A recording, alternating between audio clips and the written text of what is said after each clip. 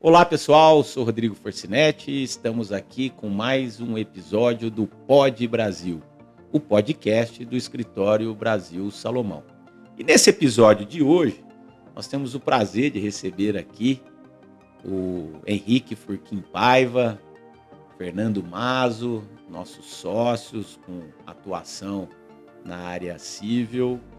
O tema de hoje, contratos e instrumentos jurídicos no agronegócio, principalmente aspectos privados, instrumentos privados que podem ser utilizados no agronegócio. Eu gostaria primeiro de abrir a palavra para você, Henrique, tantos anos de casa, para você contar um pouquinho aí da tua história, da área, dos projetos que têm sido desenvolvidos e já entrando um pouquinho aí nesse tema que é tão instigante e que é uma realidade aqui, principalmente na nossa matriz e nas nossas unidades, que tem uma veia muito forte com o agro. Ô, Rodrigo, obrigado. É um prazer estar aqui com você, com o Fernando, e no Pod Brasil, que é uma alegria, né? Que projeto maravilhoso que vocês criaram. Parabéns aí para a diretoria do escritório, né?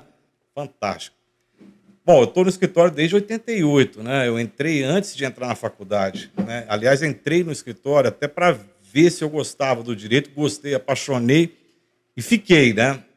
Comecei como escriturário, depois passei para estagiário, né? E fui desenvolvendo e conhecendo as áreas, passei pela área tributária, passei pela área trabalhista, passei pela civil, me apaixonei pelo civil e acabei caindo para o empresarial, né? Porque chegou um determinado momento que a gente teve que optar pela especialização, e nós, na época, éramos eu e mais um sócio, partimos a área civil empresarial. Hoje quem está no civil é o Ricardo Sordi, eu com o empresarial, junto com o Fernando, né? E estamos aqui atuando e num tema que é apaixonante, que é o agronegócio, né? Que o escritório está muito envolvido nessa área, né? E trabalhando bastante. Porque nós estamos falando de 24% do PIB brasileiro, né, o agronegócio, né, de exportações em 2023, salvo engano, foram 166 bilhões de dólares. Né? Então, é o que movimenta o país, é o coração. É o que segurou, né, Henrique? É o que segurou o país. É o que segurou o país nesses momentos de crise pós-pandemia. Né? Justamente. E está passando um momento difícil agora, nesse ano, né, que teve a queda do preço da soja, a gente está ouvindo falar bastante isso, e também parece que está tendo alguma dificuldade aí no financiamento público. Né? Ou seja, os bancos estão segurando um pouco o financiamento e os produtores rurais estão querendo outras alternativas de financiamento, e a gente resolveu vir aqui falar que existem metodologias, né, jurídicas de financiamento privado, que talvez seja muito melhor do que o financiamento através do banco, né? E mais barato, né, para o produtor rural. A questão é, né, como você tornar isso seguro para que viabilize para quem está financiando e para o produtor rural que precisa desse financiamento. Né? E mais ainda, você tornar o instrumento jurídico seguro, né, e crível, né, para as duas partes, de uma maneira que aquele instrumento ele realmente dê segurança, né? Traga segurança no mercado. Né? Porque a gente vê aí alguns problemas, aí, por exemplo, aquela questão da cláusula de washout, né? Que você tem a obrigação de entrega do produto e às vezes acontece do produto ter sido desviado no meio do caminho. Isso é um problema. Né? Você cria uma insegurança no mercado e talvez esse meio de financiamento privado, que é tão importante para os produtores, acabe se perdendo por conta dessa insegurança. Se bem que a jurisprudência já está muito firme no sentido de proteger o financiador, né, de resguardar que os produtos sejam trazidos de volta para a relação, né, através de liminares, tudo preventivas, né, para dar credibilidade para esse tipo de financiamento. Né? Então, nós estamos aqui justamente para discutir esse tipo de prevenção no agronegócio. Legal, né? Muito importante. O que não falta é competência e bagagem para essa dupla aqui, viu? Hoje, realmente, dois exímios conhecedores desses instrumentos privados e principalmente do segmento. E aí, Fernando, já pedindo para você contar a sua história também, um pouquinho de tudo que você vivencia. É um ramo com uma complexidade tremenda, né? Seja as intempéries, sujeito a condições climáticas, enfim. Então, todo esse cuidado do nosso ordenamento, dos instrumentos jurídicos que estão relacionados, eles são primordiais, né? E como o Henrique falou, um instrumento importantíssimo para o desenvolvimento econômico, respectivamente social, né, do Brasil. Então, eu gostaria que você falasse um pouquinho da necessidade do profissionalismo que precisa existir nesse tipo de atividade e dessa complexidade nas relações contratuais existentes nesse ramo de negócio. Oi, Rodrigo, obrigado pelo convite, uma honra participar desse espaço, ficou maravilhoso. O espaço é nosso. É nosso. E uma honra também participar ao lado do professor Henrique. E um tema também muito importante, principalmente pela nossa região, pelas nossas unidades, e uma satisfação realmente falar sobre esse tema, como o Henrique já disse, que representa 1/4 do PIB nacional, é a máquina do Brasil. E um assunto que já vem de alguns anos, nós temos aí vários instrumentos, já que o tema do nosso bate-papo era esse, né? E antes até sobre a minha trajetória, eu não sou tão antigo quanto o Henrique, e aqui fica como elogio. Desde 2011, completa agora 13 anos nessa casa, uma honra participar aqui. Nossa. Aprendo todo dia nesse ambiente maravilhoso. Então, seguimos aí, eu, o Henrique e outros companheiros. Uma equipe brilhante. Obrigado, Rodrigo. E buscamos cada vez mais aprimorar esse assunto do agronegócio, principalmente na nossa área, né? Temos muitos clientes ligados ao agronegócio, então é inevitável os temas, os problemas e os instrumentos jurídicos ser parte da nossa rotina diária. Quanto aos instrumentos e toda essa trajetória, que nós observamos que o agro, vamos falar, o primeiro marco de financiamento do agro eram sempre, vamos falar, financiamentos estatais. Sim. Começou lá na década de 60, com a criação de crédito rural, uma lei que instituiu o crédito rural, e aí veio a cédula, cédula rural. Então, isso lá em 67, 60, sempre por meio desses programas estatais que elegiam ali alguns bancos para integrar esse sistema de crédito rural, o Banco do Brasil. O financiamento ele era realizado basicamente por bancos públicos, né? Mediante cédulas rurais. Isso, cédulas rurais. Era o único, posso dizer, instrumento que nós tínhamos. Isso, né, isso. Veio em 65 veio a lei que instituiu esse programa de crédito rural. Em 67 veio um decreto 167 de 67, que instituiu a cédula de crédito rural. E aí os bancos que integravam aquele sistema, eles conseguiam condições mais vantajosas para esses produtores da época. Só que esse sistema ele foi ficando achatado, o Estado não conseguiu, porque o agro cresceu. E na medida em que o agro cresceu, outras fontes começaram a ser pensadas. Existem ainda fontes estatais.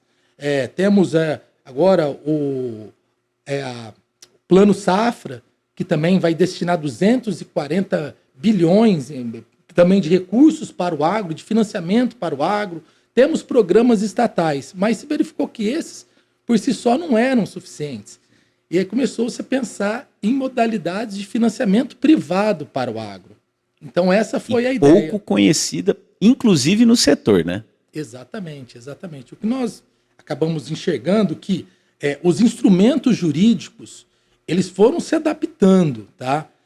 Só que em muitos casos, alguns produtores, por desconhecimento de certas fontes de captação de recursos e também até de profissionalismo nas suas atividades, acabou que não utilizando certas fontes de receita e até mesmo de organização.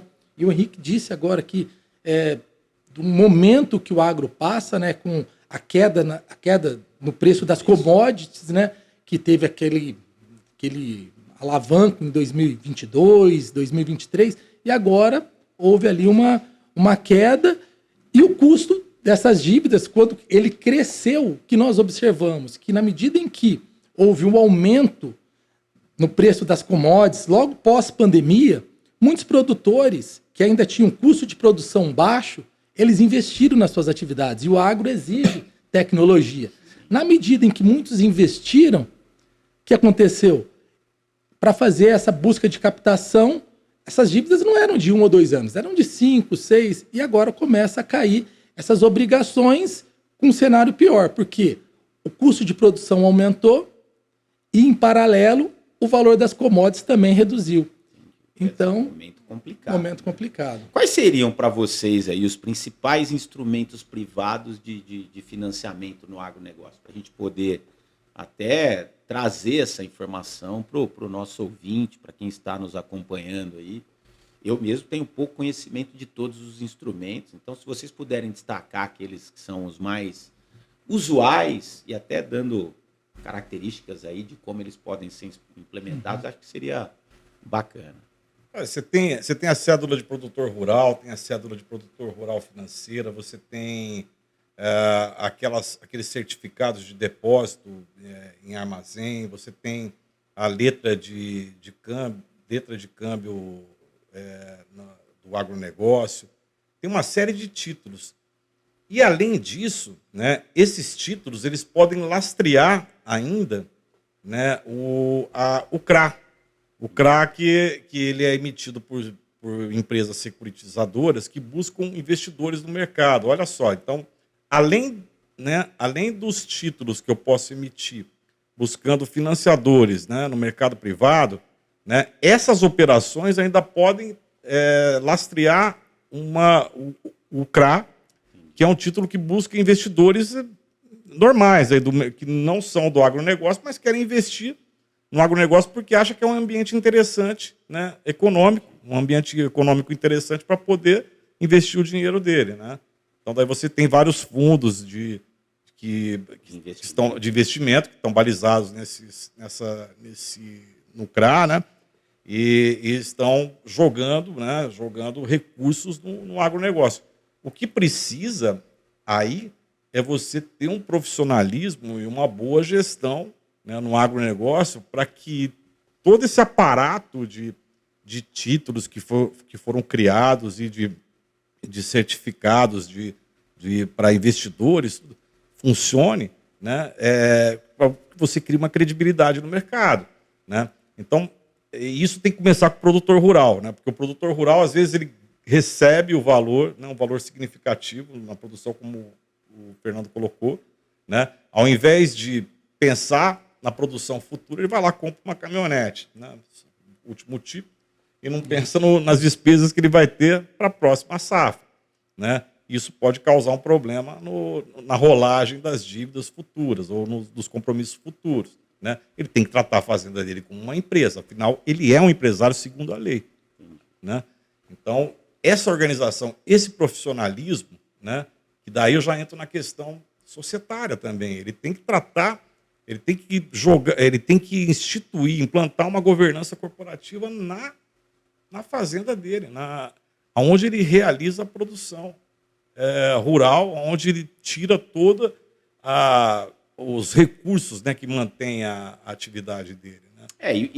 Lembrando que muitos ainda trabalham como pessoa física ainda, né? Justamente. É óbvio que tudo tem o seu viés tributário, sempre o planejamento tributário ele faz parte da análise do negócio, mas a estruturação numa pessoa jurídica, ela permite a segmentação do risco do negócio, né? Você afastar o risco, não existe isso, principalmente num mundo como o nosso, num país como o nosso, que ainda depende de tantas alterações legislativas. Mas eu acho que essa estruturação do negócio, ela é fundamental, né, do ponto de vista jurídico. E aí, Fernando, esses instrumentos privados, você poder falar um pouco mais também desse ponto que o Henrique destacou, eles estão todos voltados para o potencial de produção do produtor, da agroindústria, enfim.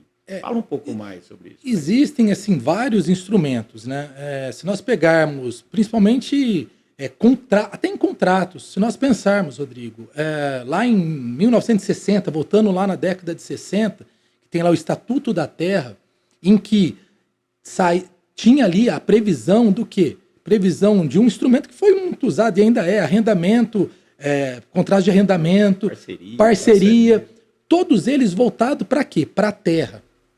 Em 2016, nós tivemos um avanço também, né, nessa relação, que foi o contrato de integração vertical. Então, no contrato de integração vertical, o protagonista deixa de ser a terra e passa a ser a atividade. A produção. Então, aí muitos produtores de ave, enfim, de porco, enfim, vários produtores, eles acabam tendo a garantia num contrato de longa duração com a indústria. Então, a indústria, nesse caso, desse contrato de integração, ela não pega a terra em si. Ela, ela participa da atividade, com todos os seus critérios sanitários, de produção, de qualidade. Então, ela dá parte dos insumos para esse produtor. Podemos pensar lá, no caso de ave. Ela dá as aves para o produtor vai utilizar toda a sua estrutura física, seguindo os padrões e critérios traçados pela indústria. Perfeito. Com a garantia de que ele vai vender e vai receber por aquela produção. E aí a industrialização fica lá dentro da usina, dentro da indústria. Então, quer dizer, existe um aparato, isso é de 2016. Poucos, às vezes, até sabem que existem esses instrumentos. E também sobre financiamento, também existe um avanço. Se nós pegarmos lá a CPR, que é de 1994, ainda é muito utilizado. Cédula do produtor. Cédula de produtor rural. Então, o quê? Para cada título, envolve uma fase da operação. A cédula de produtor rural, ela está na produção. Então, existe uma garantia daquele que recebe aquele recurso para poder produzir, e ele garante a entrega do próprio produto. Então, e aí tem a LCA, que é para as instituições financeiras, cada título dentro de uma fase. CRA, tem também de depósito também.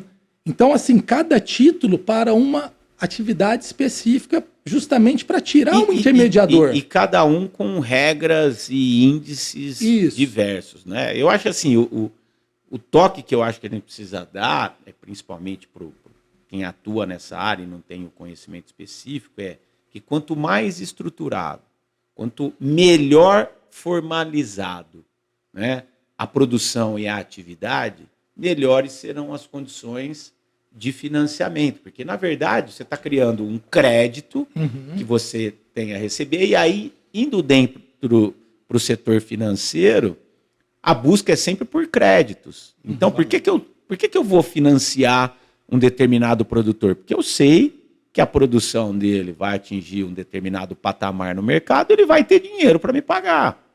Né? Então, a gente também não pode ter em mente, primeiro que o Henrique destacou aqui, né, o governo não tem condições de atender toda a produção rural no Brasil, financiar toda a atividade, isso já está muito claro. Né? Principalmente quando a gente começa a enxergar que cada vez mais uma busca de diminuição do tamanho do Estado.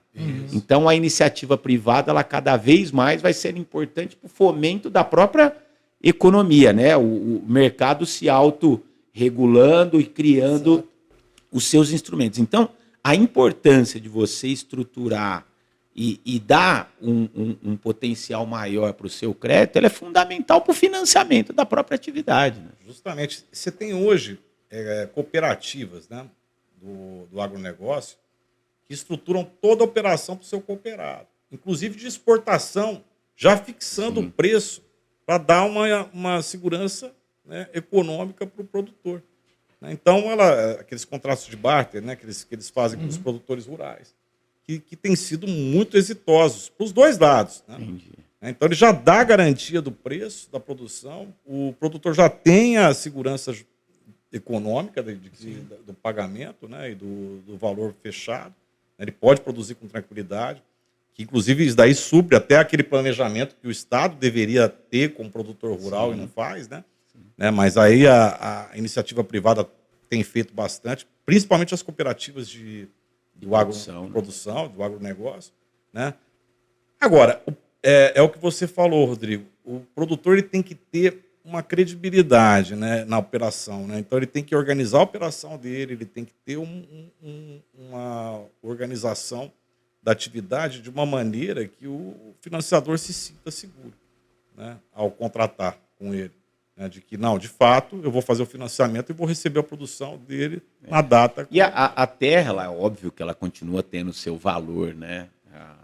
Os imóveis rurais, eles disparam ano a ano, mas ele não tem lá liquidez, né, Fernando? Exatamente. Então, assim, agora, por isso que a produção ela é tão importante e ela é a menina dos olhos de com qualquer certeza. Um que queira financiar essa atividade. Exatamente. E na medida em que você pensa em créditos, em financiamentos privados, você estimula a concorrência, você tira o intermediador, no caso o banco, e você tem aquela relação direta entre produtor e indústria, produtor e cooperativa.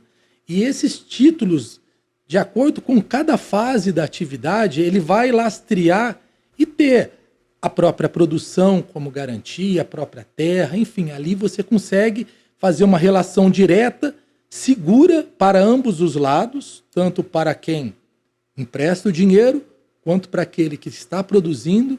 E assim, os produtores eles lidam com vários fatores climáticos, uma série de fatores que a gente sabe como eles são guerreiros. Principalmente no mundo globalizado. Exatamente. Certeza, né? O que acontece lá na China afeta aqui diretamente. Na Rússia, a guerra. Então, todos esses fatores influenciam.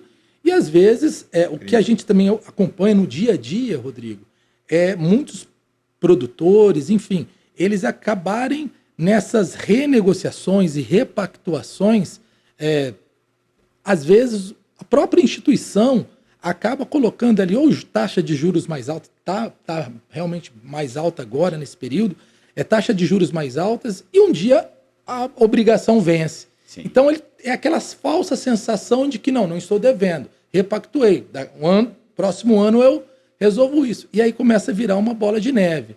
Fernando, até nesse ponto aí, como que está a jurisprudência, no sentido, né, nós temos aquela antiga discussão da pacta sunt servanda, rebus sic stantibus, como que está a questão da possibilidade, estamos falando de um contrato complexo, né, que já parte de uma premissa que intempéries podem afetar. Como que está a jurisprudência nesse sentido sobre a possibilidade de repactuação? Você tocou nesse ponto, eu acho ele importantíssimo também. Né? Sim, existe, Rodrigo, essa relação é inevitável. Geralmente, na grande parte das situações, existe uma parte mais forte na relação. Sim. Tá? Então, seja a indústria, porque às vezes lida com o produtor, até falei do contrato de integração. Sim. Esse contrato foi pensando naquele pequeno produtor que não tem direito para, vamos falar, para financiar a própria atividade. Então, nesses contratos que envolvem créditos, fomento, financiamento, nesses contratos existe sim uma flexibilidade, cláusulas leoninas, cláusulas abusivas, juros que ultrapassam os contratos ligados ao agro já têm condições mais favoráveis. São linhas de créditos mais baratas, bem favorecidas. Inclusive linhas de créditos oficiais, sim, dos bancos, enfim, públicos, mas já existem linhas mais favoráveis. Mas isso não impede de rever valores, de discutir cláusulas abusivas, às vezes com garantia, em uma série de situações que dá para se fazer. E a abusividade do mais forte às vezes existe. Então, o judiciário está aí para rever essas abusividades. Bom, estamos falando se tudo der certo, financiamento de atividade, mas, como dito aqui, problemas acontecem, né? E aí, dívidas, inadimplência, insolvência. Eu queria que vocês falassem um pouquinho também dos instrumentos jurídicos que podem ser utilizados para a reestruturação de dívidas, né? Que eu acho que esse é um ponto também. Eu sei que o escritório é bem demandado com relação a esse assunto, então se vocês pudessem falar um pouquinho sobre a experiência de vocês nesse assunto, seria bacana. Esse é um ponto preocupante e eu acho que ainda existe um vício nesse mercado que não é bom, né? Que é o que o Fernando acabou de falar, né? Então, o produtor rural está acostumado a jogar a dívida para frente e a hora que joga a dívida para frente, nossa, que alívio, eu vou ter um tempo aí para tentar arrumar um dinheiro e pagar, né? E, às vezes, nesse jogar a dívida para frente, ele não está muito preocupado com os encargos e os juros que vão ser aplicados. Até porque, às vezes, é uma pessoa muito simples, não tem muito conhecimento da parte financeira, a complexidade da parte financeira, né? Então, é nesse ponto que ele erra. Porque quando ele está numa renegociação, ele tem que procurar uma assessoria. Eu não estou falando nem de um advogado, mas ele tem que procurar uma assessoria de gestão. Contador que seja, um contador, um administrador de empresa, talvez seja até o mais indicado para chegar para ele, olha, eu estou querendo projetar essa dívida para frente.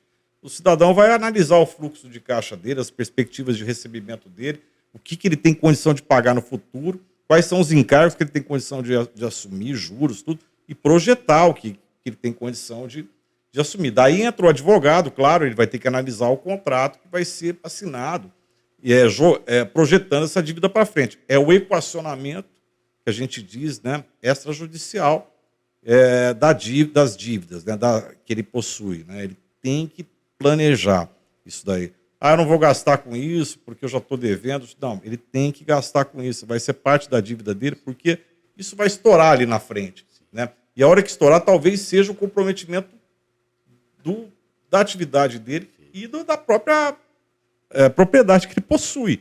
Né?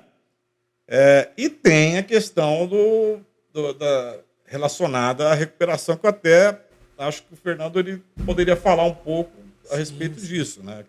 É possível a recuperação judicial do produtor? Acho que é legal, Fernando, até você falar um pouquinho do que é, antes de falar da recuperação judicial do produtor, o que é a recuperação judicial, quando que esse instrumento ele pode ser pensado, ele passa a ser interessante, porque eu já ouvi, inclusive em atendimentos contigo, olha, nem sempre ela é o melhor remédio.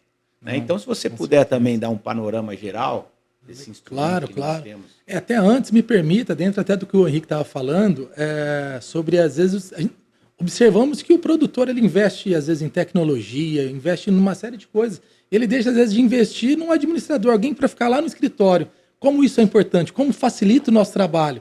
Inclusive, no momento de instabilidade, chegar com as informações todas organizadas, com todas as... Tudo documentado. Tudo documentado. Né? É algo básico, mas é tão relevante para a gente.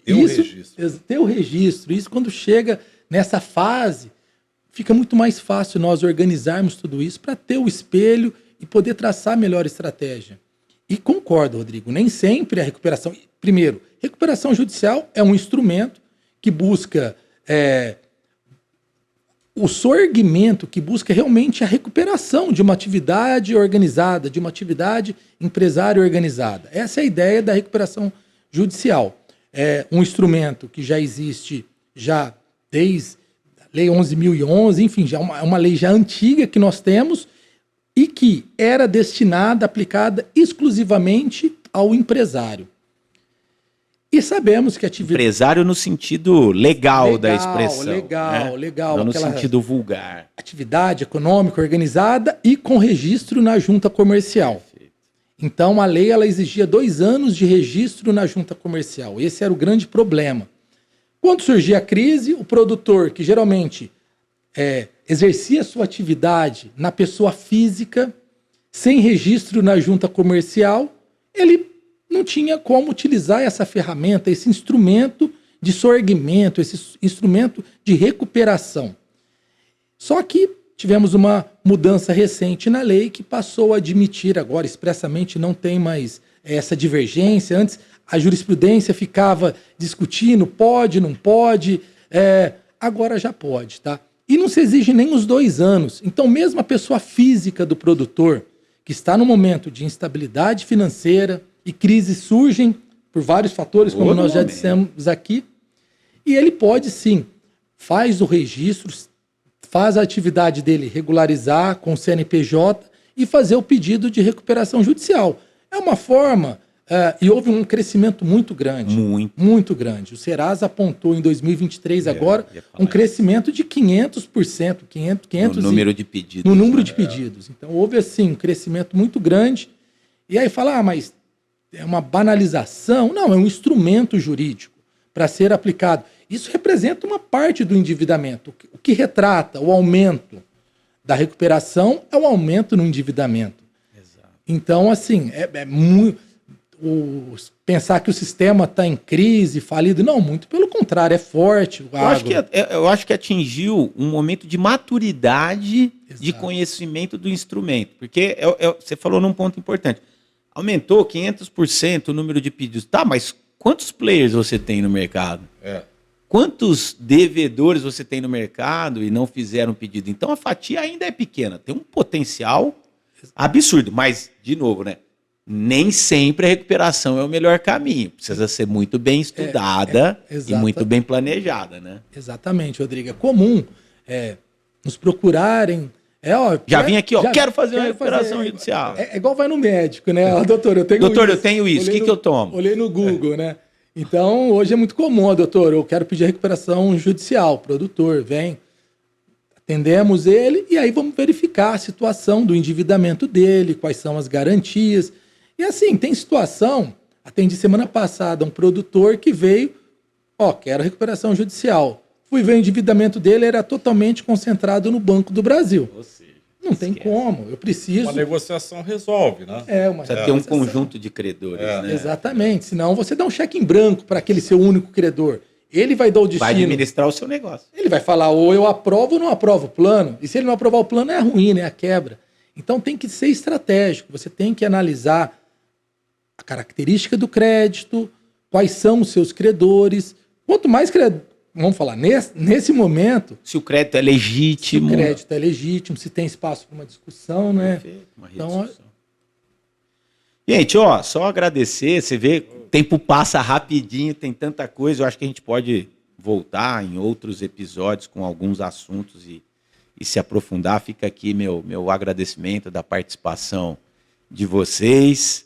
Esse foi mais um episódio do Pod Brasil, um assunto importantíssimo, principalmente para esse segmento que leva o Brasil, o mundo afora, que consegue sustentar a nossa economia, que consegue pôr o que comer, né? Em cada casa, em cada ambiente. Muito obrigado, Henrique, Fernando. Esperamos recebê-los aqui novamente em outras ocasiões. E para você que tenha o interesse de nos indicar temas, sugestões de palestrantes, mande a sua mensagem para o podbrasil@brasilsalomão.com.br. Nos acompanhe também, assista não só esse episódio, como os outros que aqui foram gravados nos nossos canais, YouTube, plataformas de streaming. Meus caros, obrigado mesmo. Rodrigo, obrigado, foi um prazer. Até a próxima, viu? Obrigado, Rodrigo, prazer. E um abraço também a todos os produtores, todos ligados ao agro. Obrigado, pessoal.